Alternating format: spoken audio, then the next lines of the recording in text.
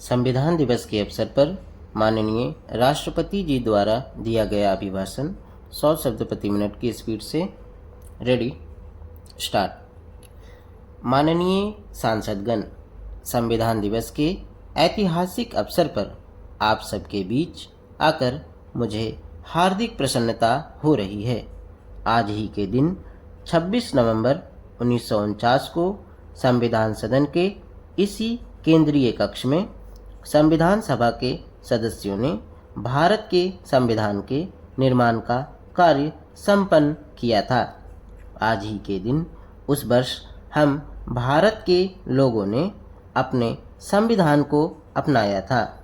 स्वाधीनता के बाद संविधान सभा ने भारत की अंतरिम संसद के रूप में भी कर्तव्य निर्वहन किया। प्रारूप समिति के अध्यक्ष बाबा साहब डॉक्टर भीमराव अंबेडकर हमारे संविधान के प्रमुख निर्माताओं में से एक थे। बाबा साहब की 125वीं जयंती के वर्ष में यानी सन 2015 में 26 नवंबर को प्रतिवर्ष संविधान दिवस के रूप में मनाने का निर्णय लिया गया। वह निर्णय अत्यंत सार्थक सिद्ध हुआ है। आज के दिन पूरा देश भारतीय लोकतंत्र के आधार हमारे संविधान के प्रति तथा उसके निर्माताओं के प्रति आदर व्यक्त करता है। हम भारत के लोग अपने संविधान के प्रति व्यक्तिगत और सामूहिक स्तर पर आस्था व्यक्त करते हैं। अनेक आयोजनों के माध्यम से देशवासियों को, विशेषकर युवा वर्ग को संवैधानिक आदर्शों से अवगत कराया जाता है। संविधान दिवस मनाने की परंपरा का शुभारंभ करने और उसे निरंतरता प्रदान करने की जितनी भी प्रशंसा की जाए वह कम है। माननीय सांसदगण, संसदीय प्रणाली को अपनाने के पक्ष में संविधान सभा में जो ठोस तर्क दिए गए थे वे आज भी प्रासंगिक हैं। विश्व के विशालतम लोकतंत्र में जन आकांक्षाओं को अभिव्यक्त करने वाली भारतीय संसद विश्व के अनेक लोकतंत्रों के लिए आज एक उदाहरण के रूप में प्रतिष्ठित है। हमारे संविधान निर्माता चाहते थे कि संविधान के माध्यम से हमारा सामूहिक और व्यक्तिगत स्वाभिमान सुनिश्चित रहे। मुझे यह कहते हुए बहुत प्रसन्नता होती है कि बीते दशक में हमारी संसद ने जन आकांक्षाओं को अभिव्यक्त करने के अत्यंत प्रभावी उदाहरण प्रस्तुत किए हैं। संविधान निर्माताओं की अपेक्षाओं पर खरा उतरने के लिए मैं आप सभी सांसदों को बधाई देती हूँ। साथ ही कृतज्ञ राष्ट्र की ओर से मैं संविधान सभा के परम सम्माननीय सदस्यों की स्मृति में सादर नमन करती हूँ। हमारे संविधान की अंतरात्मा जिन आदर्शों में अभिव्यक्त होती है वे आदर्श हैं सामाजिक, आर्थिक एवं राजनैतिक न्याय, स्वतंत्रता, समता और बंधुता। मुझे यह देखकर हर्ष होता है कि इन सभी आयामों पर संसद सदस्यों ने संविधान निर्माताओं की परिकल्पनाओं को यथार्थ स्वरूप प्रदान किया है। हमारी संसदीय प्रणाली की सफलता के ठोस प्रमाण के रूप में आज भारत विश्व की तीसरी सबसे बड़ी अर्थव्यवस्था बनने की ओर तेज गति से अग्रसर है। भारत में लगभग 25 करोड़ लोगों के गरीबी की सीमा रेखा से बाहर आने से आर्थिक न्याय के पैमाने पर विश्व की सबसे बड़ी सफलता अर्जित हुई है। हमारे संविधान में सामाजिक न्याय को प्रमुखता दी गई है। सामाजिक न्याय के आदर्श के अनुरूप समावेशी विकास के प्रयास किए जा रहे हैं। ऐसे अनेक प्रयासों में आर्थिक रूप से पिछड़े वर्गों के लिए शिक्षण संस्थानों और रोजगार में आरक्षण का प्रावधान करना, दिव्यांगजन की परिभाषा को विस्तार देते हुए उनके हित में विशेष अधिनियम लागू करना और उसे कार्य रूप देना तथा राष्ट्रीय पिछड़ा वर्ग आयोग को संवैधानिक दर्जा प्रदान करना शामिल है। 3 तलाक से जुड़ी सामाजिक कुरीति पर अंकुश लगाकर संसद ने हमारी बहनों बेटियों के सशक्तिकरण और सामाजिक न्याय की दिशा में ऐतिहासिक कदम उठाया है। देश के आर्थिक एकीकरण के लिए स्वाधीनता के बाद का सबसे बड़ा टैक्स सुधार वस्तु एवं सेवा कर के रूप में किया गया। आर्टिकल 370 के प्रावधानों को निरस्त करके देश के समग्र राजनैतिक एकीकरण के मार्ग में बाधक बने हुए अवरोध को दूर किया गया। नारी शक्ति बंधन अधिनियम द्वारा महिलाओं के नेतृत्व में विकास के एक नए युग का आरंभ होगा। नारी शक्ति अर्थात मातृशक्ति के बंधन का हमारी संस्कृति में अत्यंत महत्वपूर्ण स्थान रहा है। इस वर्ष 7 नवंबर से हमारे राष्ट्रगीत वंदे मातरम की रचना के 150 वर्ष पूरे होने के उपलक्ष्य में देशव्यापी स्मरणोत्सव मनाए जा रहे हैं। यह स्मरणोत्सव भारत माता को समृद्ध, सशक्त और आत्मनिर्भर बनाने के संकल्प का अवसर है। मुझे विश्वास है कि इस राष्ट्रीय संकल्प की सिद्धि के लिए आप सभी सदस्यगण देशवासियों को दिशा और प्रेरणा प्रदान करेंगे। हमारा संविधान हमारी राष्ट्रीय अस्मिता का ग्रंथ है।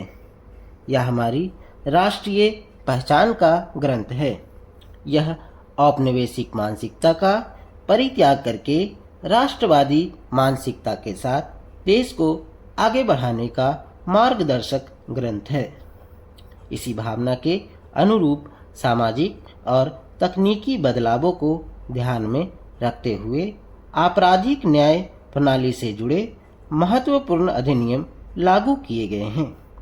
दंड के स्थान पर न्याय की भावना पर आधारित भारतीय न्याय संहिता, भारतीय नागरिक सुरक्षा संहिता और भारतीय साक्ष्य अधिनियम को लागू किया गया है।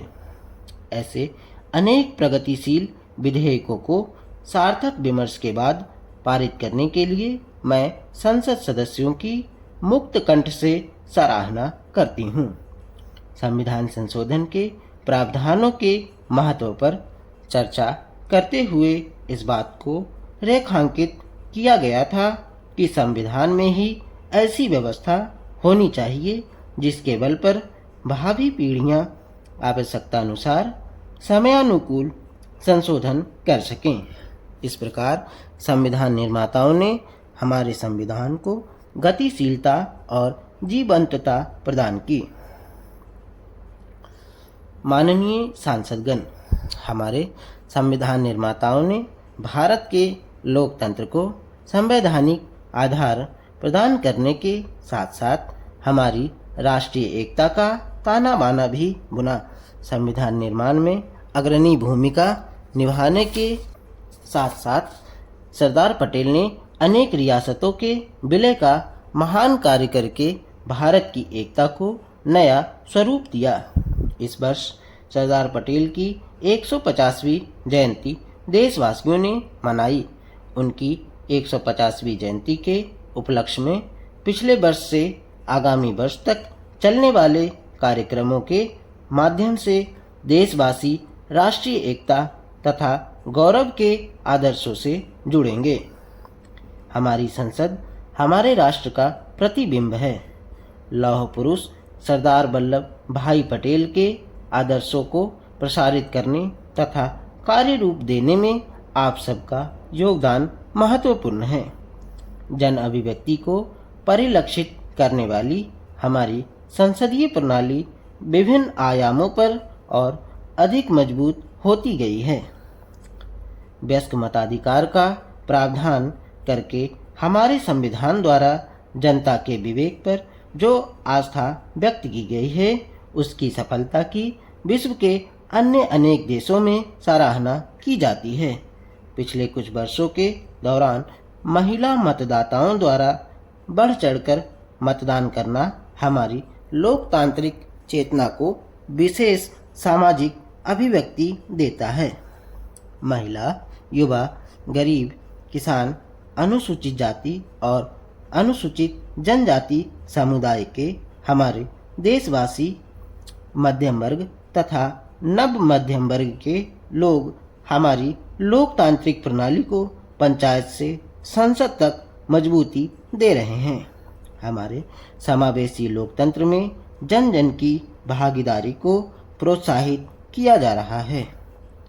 धरती आबा भगवान बिरसा मुंडा की जयंती के दिन जनजातीय गौरव दिवस मनाने की परंपरा शुरू की गई है और इसे बहुआयामी विस्तार दिया जा रहा है।